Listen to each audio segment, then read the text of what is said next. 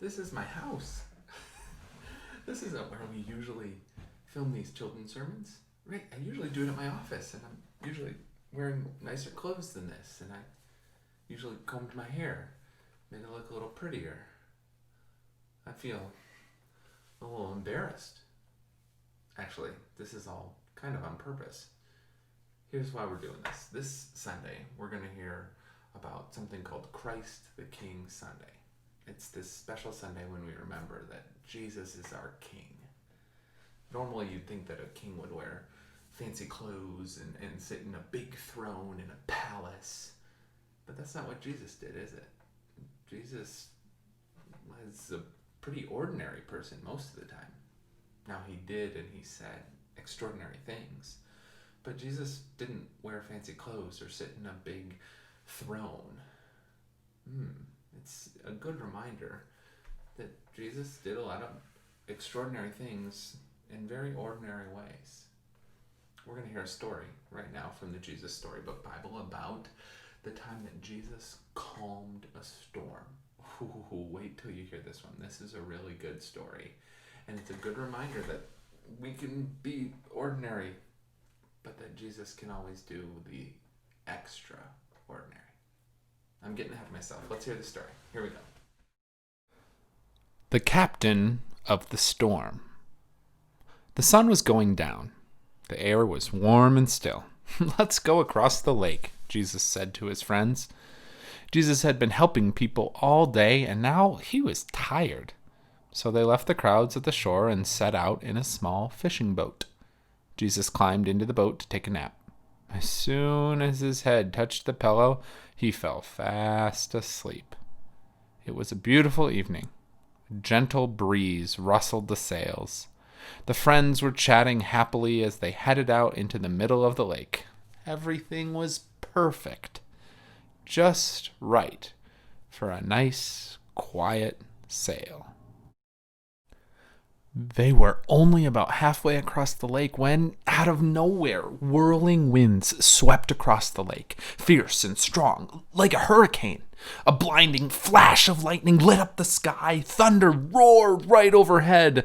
The sun blew the water into towering waves that hurled the little boat up, and then sent it hurtling, crashing back down. The fishing boat was blown and buffeted and tossed and turned back and forth and up and down and left and right and round and round. And in the middle of the storm, Jesus was sleeping. Now, Jesus' friends had been fishermen all their lives, but in all their years fishing on this lake, they had never once seen a storm like this one. No matter how hard they struggled with their ropes and sails, they couldn't control their boat. This storm was too big for them. But the storm wasn't too big for Jesus. "Help!" they screamed. "Wake up! Quick, Jesus!" Jesus opened his eyes. "Rescue us! Save us!" they shrieked. "Don't you care?"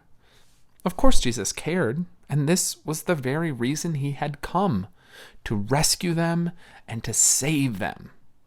Jesus stood up and spoke to the storm. "Hush," he said. That's all. And the strangest thing happened. The wind and the waves recognized Jesus' voice. They had heard it before, of course. It was the same voice that made them in the very beginning. They listened to Jesus, and they did what he said.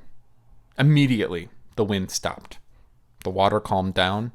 It glittered innocently in the moonlight and lapped quietly against the side of the boat as if nothing had happened.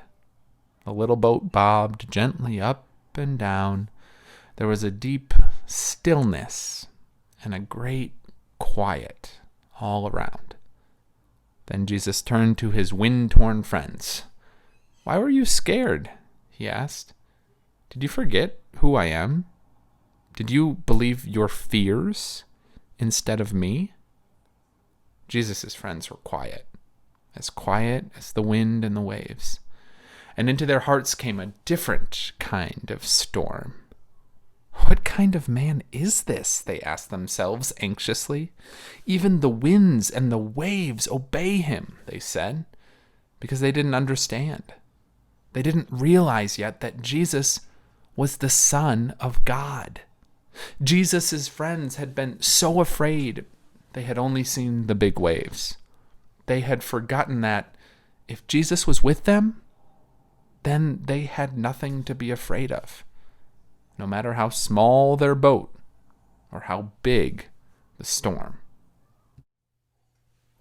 Okay, so sometimes when I have something difficult that I need to do, I'll have a friend or someone who will send me a silly text message, and it'll look something like this. You can do this. Or it'll be something like this. You got this. Or like this. Or like this.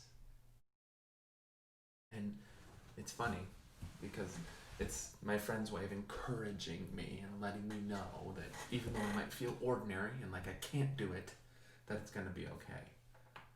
But I love this story about Jesus calming the storm because the disciples are all worried and they're freaking out about the big waves and everything that's happening, and Jesus is sleeping.